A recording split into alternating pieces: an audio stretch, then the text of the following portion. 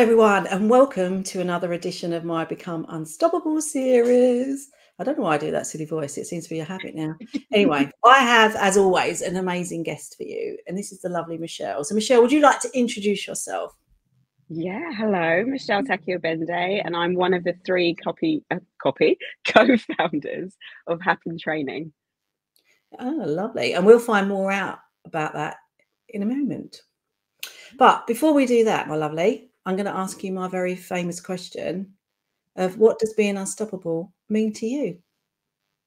Being unstoppable means not giving up. So no matter what life throws at you, being able to feel it, feel all your emotions, dust yourself off and keep going. Get back up. I love that. Can And I'm I also be cheeky? Yes, go for One it. of my favourite quotes, I think it's from a Batman film actually, and I think it was Thomas Wayne that says to Bruce, the character, "Why do we fall, Bruce?" And his response is, "So we can learn to pick ourselves up." And I just love that. That's one of the quotes that I always try and remember. I like that. Yeah. Why do we fall? So we can fall on. Yeah, I like it. And I've just realised I forgot to introduce myself. So, those who don't know me, I am Julie Fitzpatrick, who's an award-winning therapist and coach. And my passion is supporting all you people out there who are feeling stressed, overwhelmed, lacking in confidence. And I'm going to get you moving from stuck to unstoppable. So there you go. That's me. And we'll find out more about both of us as we go along with this wonderful interview. So, Michelle, how I start these interviews is I always ask people, Michelle, you're working in the career that you're in now as a business owner. That hasn't always been the case for you. So how did you end up doing what you are doing now? What's your story? So 7 months into maternity leave of my second child, my role was made redundant. And coincidentally, actually, a friend of mine, a really good friend of mine, who was also on maternity leave, was also made redundant.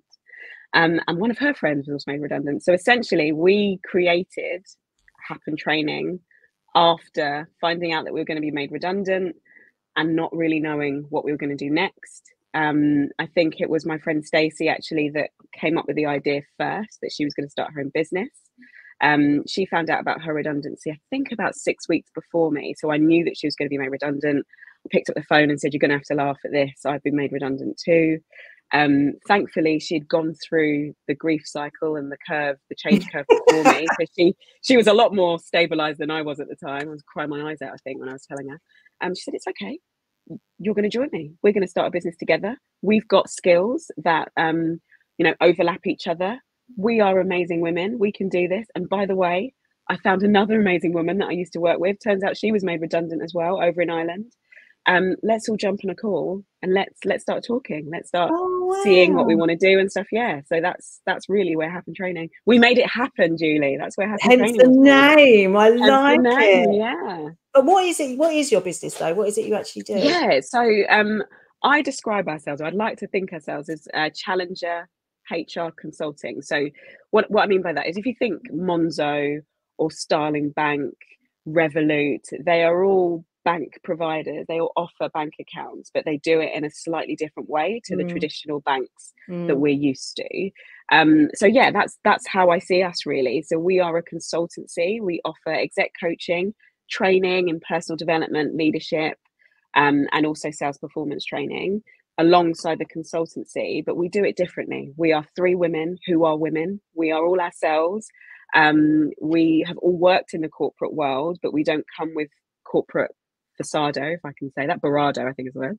And yeah, we're just ourselves, giving our skills, giving our experience in a very human, people first way. Nice. I like that. Yeah, because I mean, we actually met at a networking event, didn't we, a couple of weeks ago? We did. Yeah, we did. What an awesome place that was, wasn't it? Oh my God, it was brilliant. Amazing. Location, brilliant, venue. But we were talking, but I spent 35 years in the corporate world as well, and funny enough, I got made redundant. And that's when I started on this journey. I did go back to work for a couple of years, but whilst I was retraining and learning how to build a business as well, because being a business owner isn't something that you learn, is it? Obviously, when you're in the corporate world, because you don't know you need to ever know this stuff. And then all of a sudden you're thrust into this new world and you go, well, it can't be that difficult, can it? And then you find out, little we knew. Yeah, exactly. But so how long have you been up and running then? Since March. So we had our first meeting all together in December, but we didn't actually kind of formalize and start things until the other girls' redundancy came through before mine. So they started in March, and then I joined them when my end date had gone through. So I joined them in May. Oh, okay. So really new then. Just a few months, yeah. So tell us a little bit more about you then. I mean, we know obviously what you're doing right now, and we know you've got little babinos, but what's Michelle? Who is Michelle? How far back shall I go? Okay, so I studied computer science at Bristol University. Love Bristol. While I was at university, I realised that as much as I could code, I actually really enjoyed speaking to people. So it was more the business analysis side of things that I guess got me going. And so as part of being at the university, two things happened. So one was they encourage you to speak to alumni. So I got an opportunity to speak to someone who had done computer science before, I think maybe 5 to 10 years, graduated 5 to 10 years ahead of me, and who lived in my local area of Essex. And so, which clearly is not a town, but in Essex. So I came back to Essex. I think he lived in Billericay actually, found out more about what he did. And he, ironically, was an independent consultant at the time. Told me about his experience, told me why he decided to do consulting after doing computer science, and everything he was saying just energized me. So I was probably one of the few that knew that when I had finished my computer science degree, I was going to be a consultant. It sounds so geeky. For other consultants who listen to this later on, they'll be like, what a geek. What person wants to be a consultant? Me, I wanted to be a consultant. I found it so interesting. And so that was the one thing that happened. So I knew that my path was going to be consultancy, more business consulting, management consultancy. And then the other thing that happened was that I did a Shell Steps scheme. So Shell Steps, I don't do it anymore. It used to be run by Shell, the oil company. And the campaign was all about trying to encourage graduates from Russell Group, kind of top 50, to not join the big four of their industries, but actually to consider joining small to medium-sized businesses. And so in between your second and third year of university, they encourage not graduates, but students to go and intern. That sounds very American, but that's what they called it. Go and intern at a small to medium-sized business in your local town. And so I joined, they don't exist anymore, sadly, Dexter Partnership, LLP, which was a financial advisory. So I went and did my internship there. It was an IT more than business consulting internship. But my career started out, I mean, when I say my career, my professional sort of career after studying, because I had many jobs prior to university, was their IT. I was an independent IT consultant. Loved it, Julie. Absolutely loved it. It felt like a family. I think they had 6 employees in total over 3 different locations. And I loved it. So it worked for me because Monday to Friday was an IT consultant or professional. And then on the weekends, I went back to Bristol and I was still a student. So I still worked for, who did I work for? Dorothy Perkins. For I was a bit of I'm still a little bit of a shopaholic. Love buying clothes, and so it worked for me. While I was at university, it gave me my discount, and so during the week. So sorry, I need to go back a second. I finished my internship with them. I loved working with them. So when I finished my degree, I pitched to say, "You still need me? I'll be even cheaper than anyone else you've got because I know you know me. Let me work for you." They said yes. So I went back to them after university. That's they were amazing. Such lovely people. So I went back to them as their IT consultant Monday to Friday. And then Friday, I did half day, I think, on a Friday. I'd then shimmy back over to Bristol and just live the student life with my friends who I'd met who were a bit younger than me, still at uni. And so, I got the best of both when I was younger. And so then what happened? So it was Steve, the director that I was working closely with, that said to me, look, you're really young. We love having you, but I think you really would benefit from going up to the city, London, joining a big company, getting the experience of being in a big company. And then if you still want to work for us after you've had your experience and, you know, you've had a taste of the big city, we will always have you back because we love what you're doing here. And so, yeah, it was him really that encouraged me to go and join a big company. So did some research and stuff, put all my applications in like everybody else. And I joined Logica. Ironically, they weren't in London. They were based in Leatherhead as part of their Leatherhead branch. And so I was with them for just under 2 years. I joined kind of at their graduate scheme. Even though I'd worked before, I think it made sense for me to join and be with other young people and to make sure I didn't like just get lost into the ethos of Experienced Hire. So I joined their graduate scheme, and I was with them for 2 months, but I really missed just the connections of working with business owners. I miss going into Steve's office and saying, I've got this idea. If we spent this amount of money, we could try this thing. It might not work, but let's do it. Come on. And literally getting a yes, no straight away. Yes, try it. No, Rochelle, that's a crazy idea. I'm not going to invest our business money in that. Thank you very much. But often it was yes. But you know, I did have some no's. And yeah, I really missed that. So I started job hunting again, and also the commute. So I live the other side of Dartford Tunnel. I live in Canvey Island, and so the commute to Leatherhead could be 2 to 6 hours. It was a nightmare. Yeah, you can never predict when there was going to be an accident on the M25. So that coincided with really missing working for a small business, made me to start looking for other companies, and that is where I came across Clarisis. I was headhunted, I like to say. I got a message from a recruiter who said, you know, I've heard there's this business. My friend, I think she actually said it was my friend's starting a consulting business. He's amazing. That's the now CEO, Matt Chung. You need to, like, I've seen your CV. I think you'll be fantastic. I think they'll be fantastic for you. You open for a conversation, had a conversation with Matt, and then had a formal interview, got the offer, and I became their employee number 4. And so, yeah, I was a management consultant, business consultant with them for the first part of my career there. And then I'd say maybe 6 to 8 years in my career at Clarisis, I kind of moved away from being a fee earner and moved more into the people sort of development, personal development, HR space. And sadly, that was the role I was doing. I was heading up a team known as People Partners. So I was heading up the People Partner team, and that was the role I was doing when that role became redundant.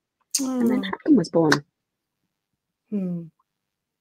So how did you deal with having your children and things like that in your career? Because obviously that's a huge learning curve, isn't it? Oh, yes.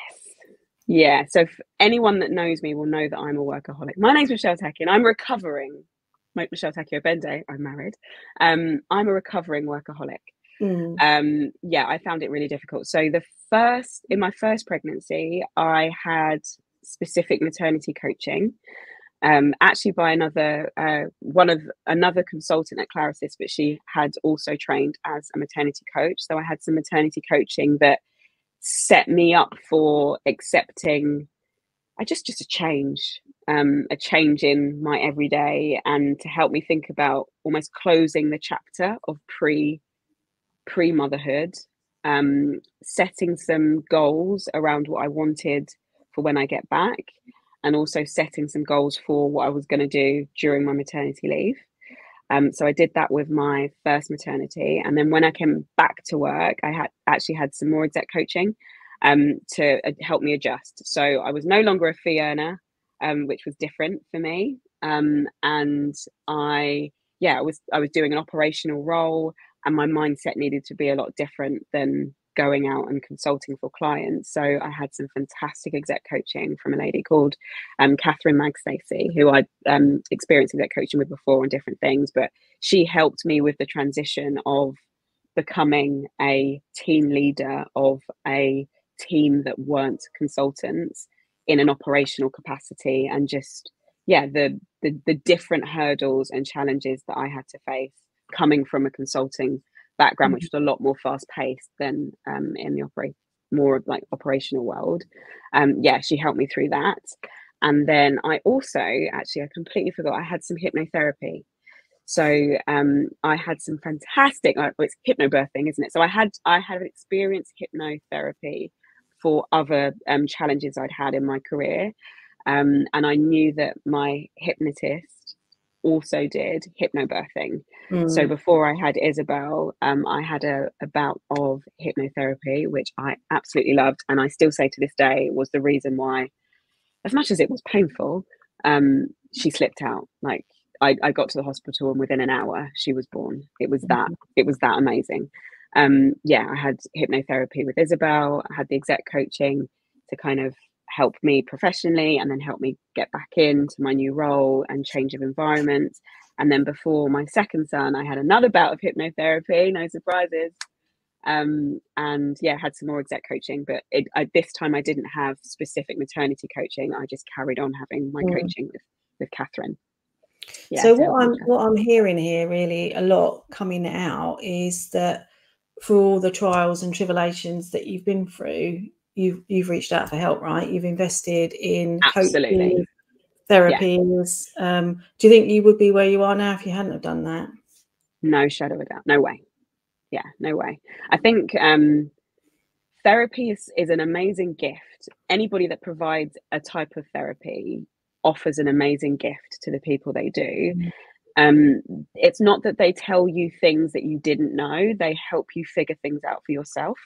And no answer is the same. So my redundancy journey and what the work I did with Catherine, if she did that with other people, it would be slightly different because how it impacts them is slightly different. So I always think therapy is just a beautiful gift that you are given by whoever is giving it to you to help you figure out stuff yourself, help you get back up when you've fallen, and yeah, give you the confidence to realize that you can get back up, that there's so much more of your journey to come, and just remind you of the beautiful gifts that you have already. It's amazing. I'm a definite advocate for all types of therapy. I think they're amazing. I think it's important to say that not everybody, like people will find different therapies useful. So it's not that every single therapy will be useful for every single person. But yeah, there will be a therapy that will help you with whatever it is you need to overcome. Yeah, I really believe that. Yeah, and one of the interviews I did actually a little while ago was with someone who's like a manifesting queen. Oh, cool.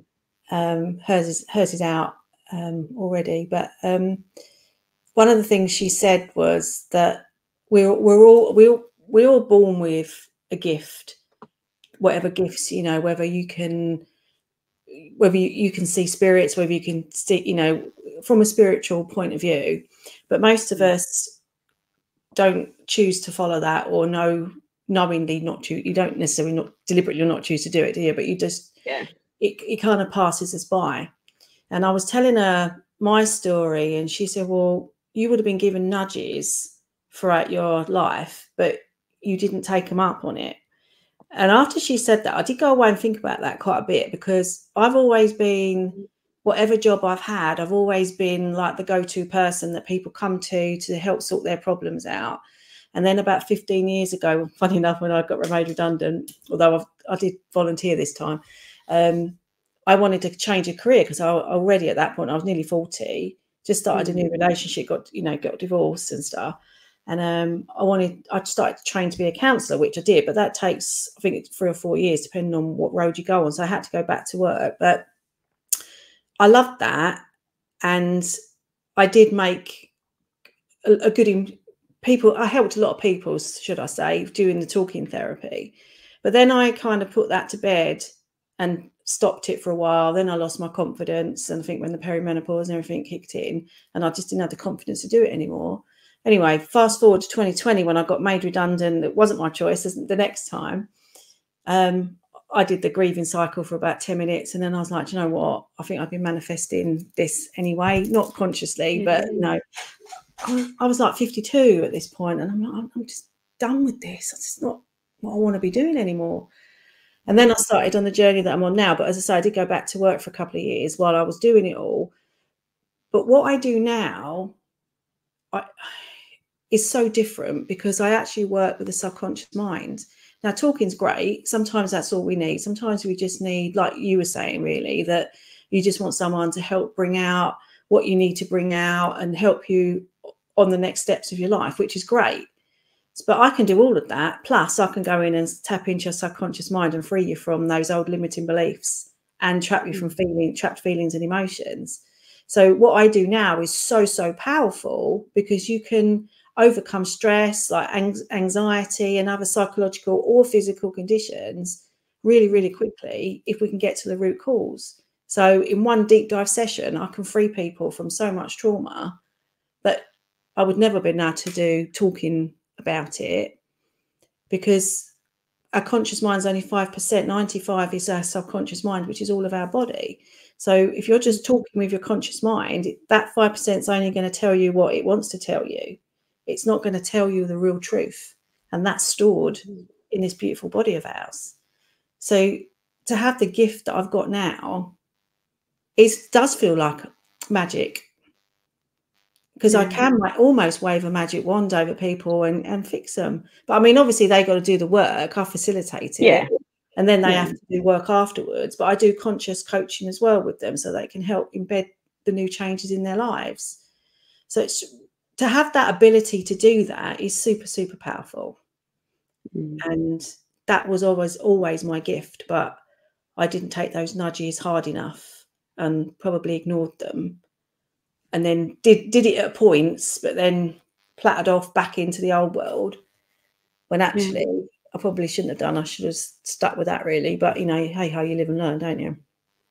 But equally, I also think a bit of a universe thing, a manifestation train, like if it's meant to happen, it's going to happen. Oh, God, yeah. And sometimes actually maybe the times that you got those nudges and you didn't take them, it wasn't the right time. No. For you to have like this, where you are right now, it's meant to be.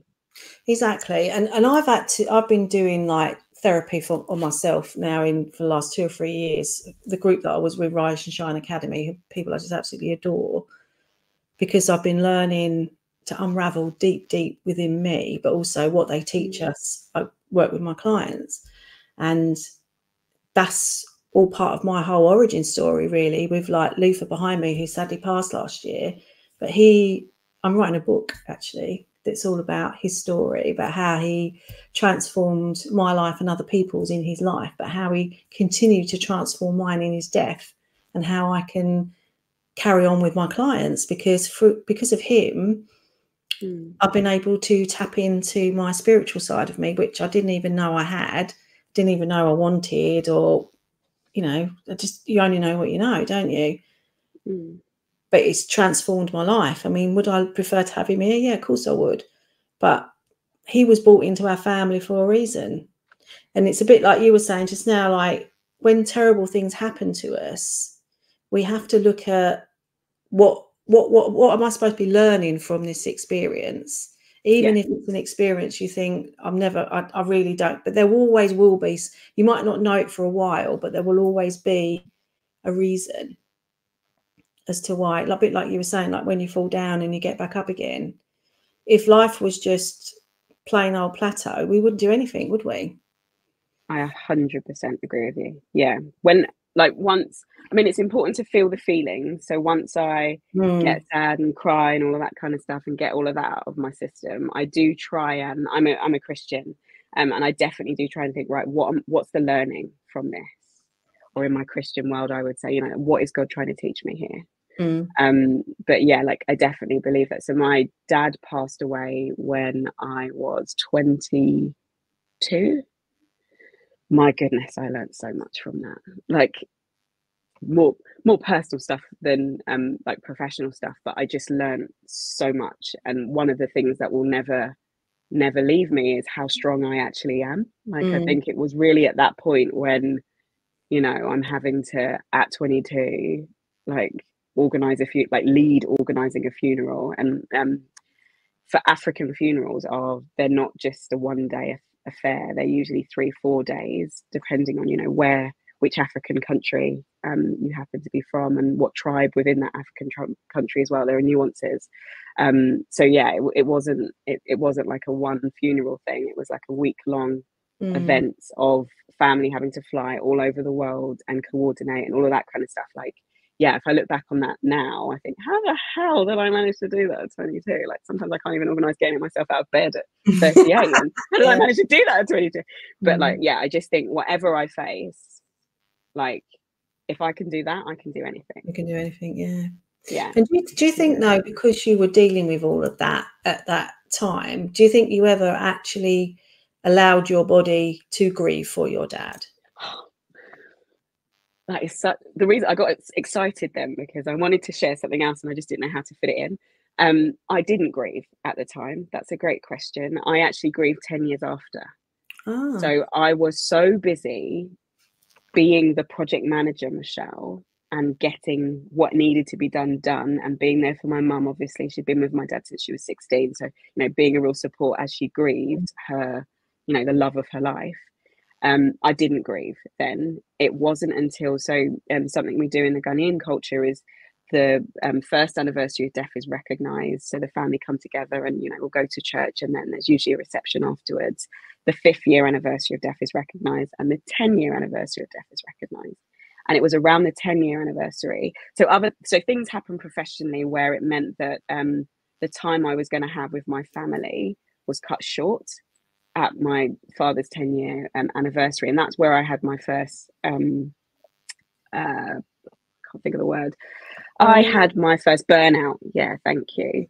And so while trying to recover during my first burnout in work, I uncovered the fact that I hadn't grieved properly for my dad. And so I went through some talking therapy, and no, I didn't do EDR that time. I had some talking therapy that helped me grieve for my dad, and also helped me rationalize some things that were happening in some of my personal relationships. I don't mind saying with my sister, and such that unfortunately what I didn't realize was my sister passed away 3 weeks before I got married 5 years ago. And I definitely believe, had I not had gone through the therapy of helping me grieve my dad's passing kind of 10 years prior to that, I think losing my sister in the way that I did when I did would have knocked me, and I think it would have taken me a lot longer to get back up again after that.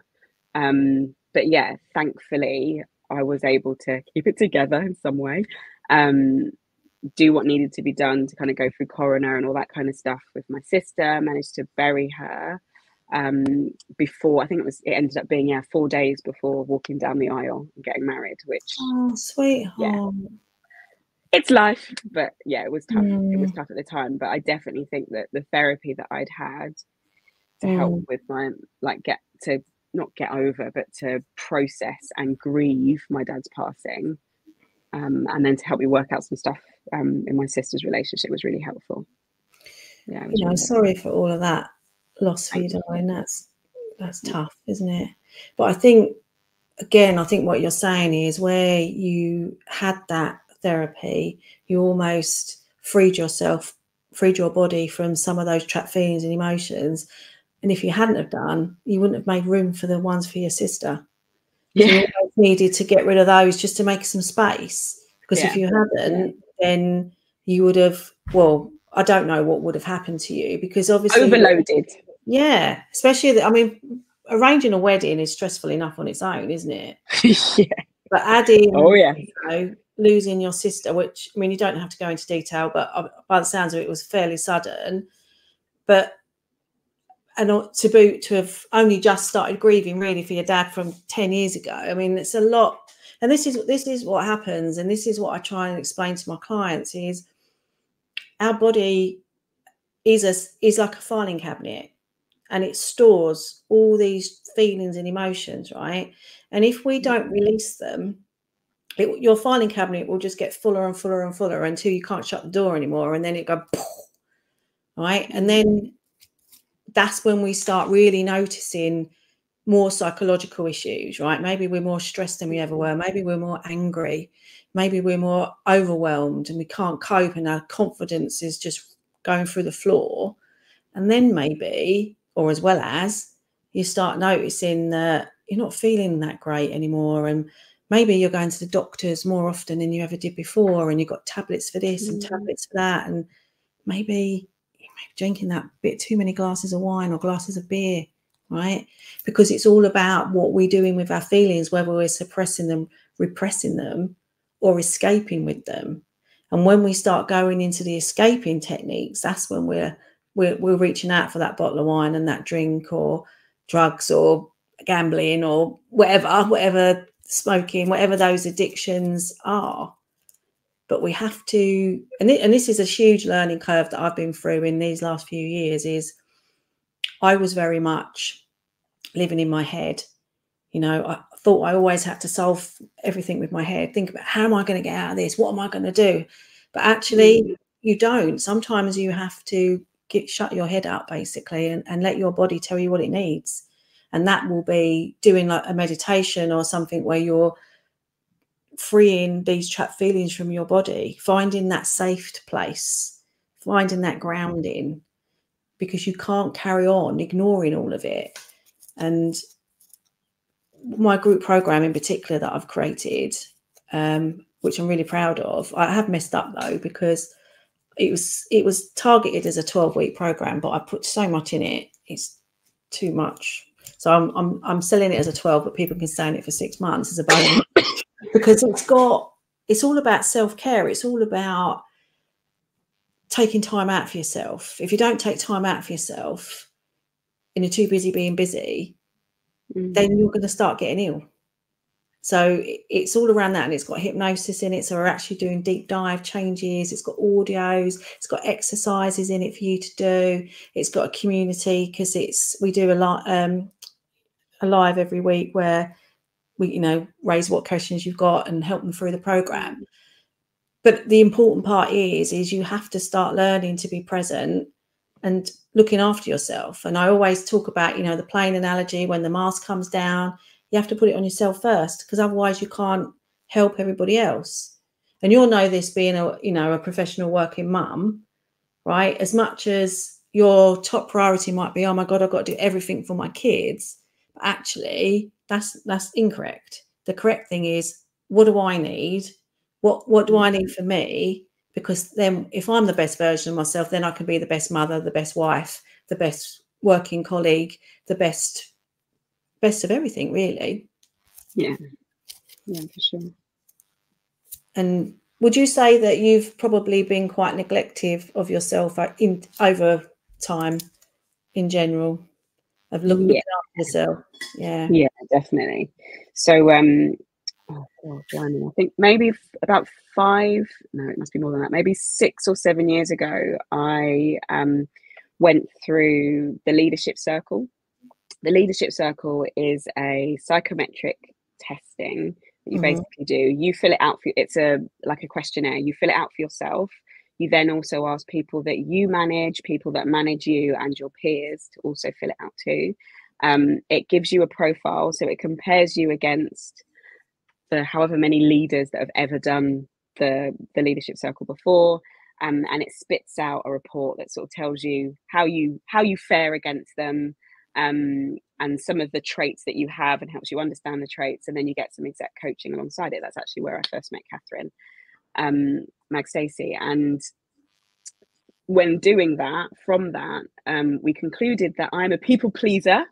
And so what was really interesting actually was working with Catherine to figure out where that came from. And like, what is that? So we have it, you get a manual, and the manual sort of tells you typically where these kind of traits come from, and things that you can do and all that sort of stuff. And I had a real bugbear, because what the manual was saying was the origin of my people pleasing was not something that I related to. So working with Catherine actually, and Catherine not taking no for an answer, and keep asking why, and keep delving and prodding me, We actually discovered it was because I am a Black woman who has been born and raised in a Western country where I'm a minority, or considered a minority.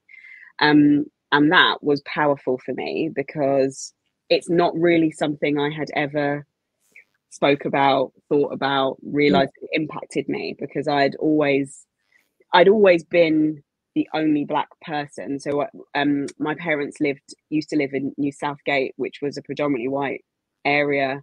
We then moved to Canvey Island, which again, predominantly white area. You know, 90% of my friends are Caucasian.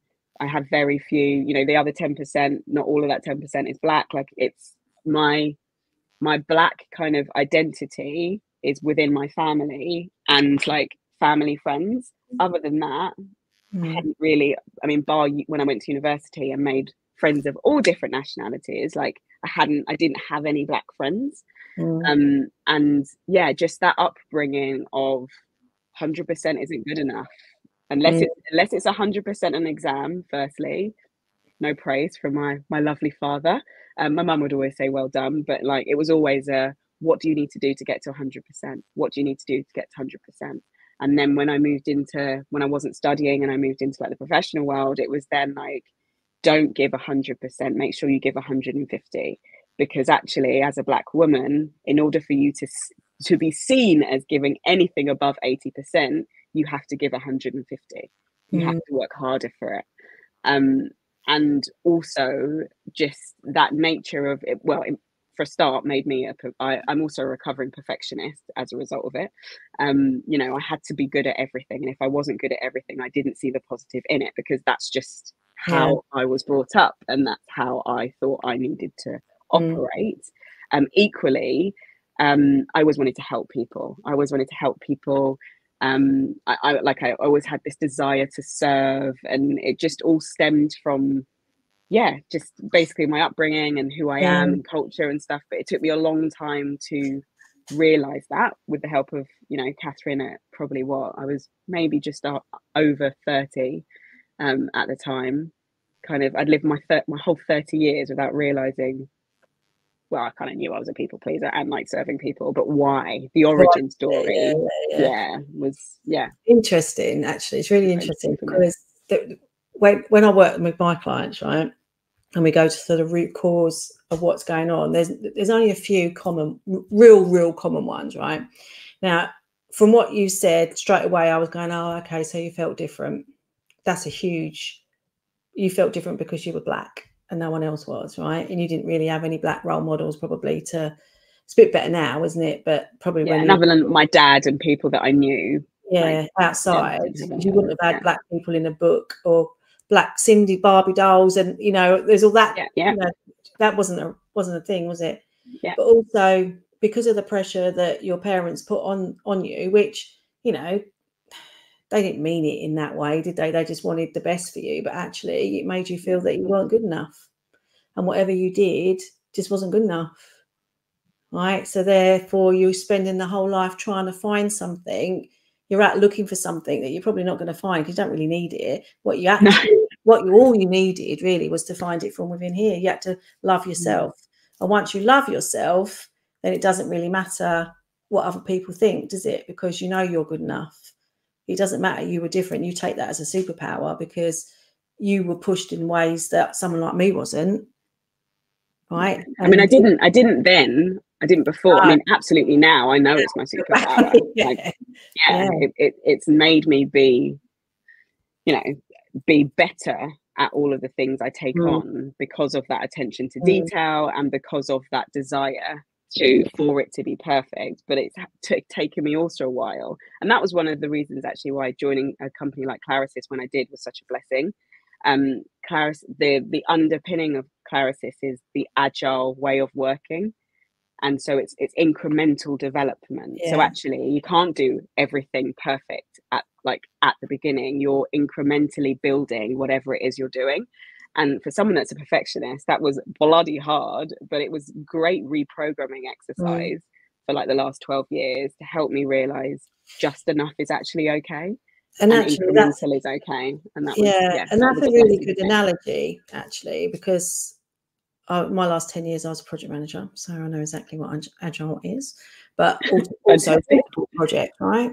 Yeah, but yeah. The downside of a waterfall, when it was all like, you know, you do things chronologically, quite often the time span was so long, by the time you got there, it wasn't what people wanted anyway. You didn't need it anymore. Yeah. They didn't need it, or something had changed, but because it took so long, right? And I think that's a good point to think about in life, isn't it? Don't always worry about what this is. So you can't see my hands. What this is, just have that sitting up there. You put your intention out there, didn't you? You know, but don't focus on that too much. It's taking action. It's the action that's powerful, isn't it? On what actions do you need to take? And I struggled when I first got introduced to agile. I couldn't get my head around it because I was so, you know, programmed like that. But actually, you're right, because it makes more sense, because you evaluate life. If we put it into life situations rather than a project, if you just constantly strive for something, but you stop and you evaluate where you are at the time, and then you can make adjustments, can't you? Because you go, actually, I've gone a little bit off track here. That's not really what I want. And that's when you need to come back to yourself and be present and go, do you know what? What is it I really, really want? Just sit with it for a while. Close your eyes and just sit with it and go, actually, I'm going in that direction, but I don't really want to do that. But somehow you sort of gravitated to it, but then you can pull yourself back and go, no, that's not what I want. I want to go this way, you know. But if you're living in your head and you're not being present and not taking control of what you want to do, then you will end up doing something you don't want to do. That's when you end up in a job that you hate. That's when you end up in a relationship you hate. You know, when you just end up doing things to people please, right? But at some point, that people pleaser will explode, and that's not good. No. You know, so it is difficult, and it goes back. I feel like in a way we've gone full circle really now, where you were saying at the beginning, it's about when you fall down, it's about picking yourself up. But as you pick yourself up and dust yourself down, that's when you go, look, hang on, why did I fall over? What happened? What am I not listening to? You know, because your body's talking to you all the time. What am I ignoring? Yeah. You know, and that's when you need to, again, like, take stock and evaluate. Yeah. I think one of my biggest lessons from my second burnout experience, because that hit me harder than the first, because in my perfectionist way, when I had my first and I'd learned all these new skills, I understood a bit more about how to, you know, work and look after myself a bit more so I didn't burn out again. It hit me, it annoyed me and hit me that, like, it happened again. But I learned all this great stuff before. How did I let it happen again? Oh no! What? So what did you learn then the second time? I learned that I learned so many things, but the things for here, I learned all of the good hygiene factors that I had learned and started to do in my life. They're not something that I can just stop and then not need anymore. I might create new hygiene factors, but so you stop the old ones because you create new ones because your life has changed. But those hygiene factors keep you healthy. So, and do you like little things. Explain what you mean by hygiene factors, just so people are clear.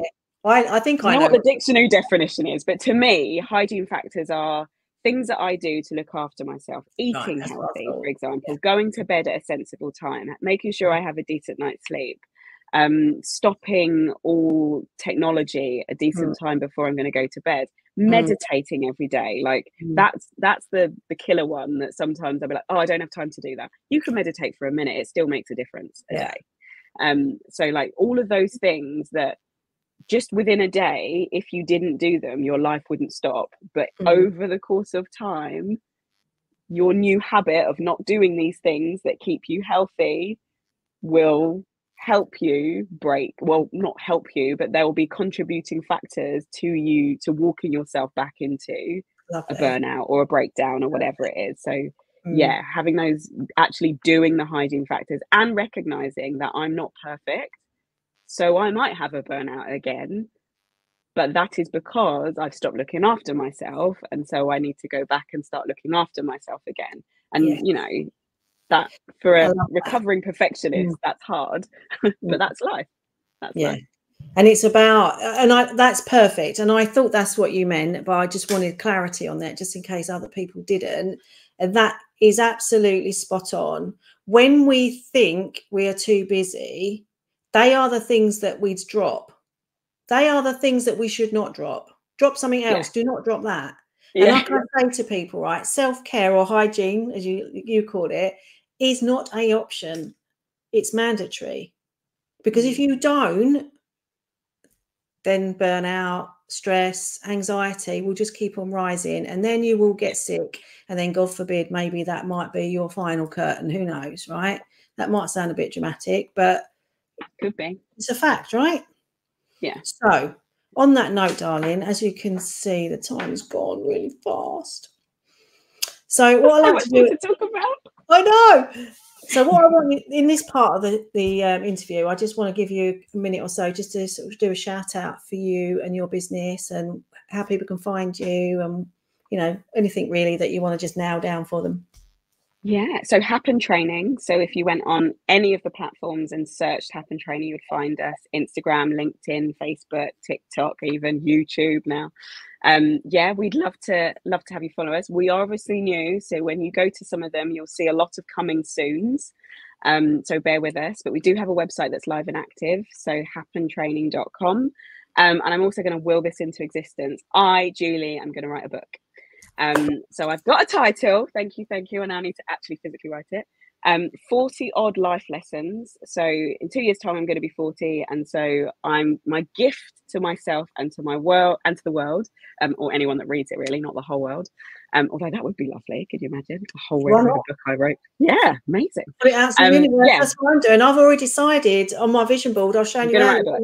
I'm going on BBC Breakfast, Loose Women. I'm going to be doing a TED Talk and other TV places too. I'm going to be traveling the world with my book. Why not? Yeah, I'm going to write a book. So yeah, I've already got chapters in my mind. I've already got life lessons I want to share. So look out for the book. As we were talking and as I'm talking, I'm thinking I might need to put a waiting list on our website somewhere, because then that will also encourage me if I know that people are waiting for this book. Yeah.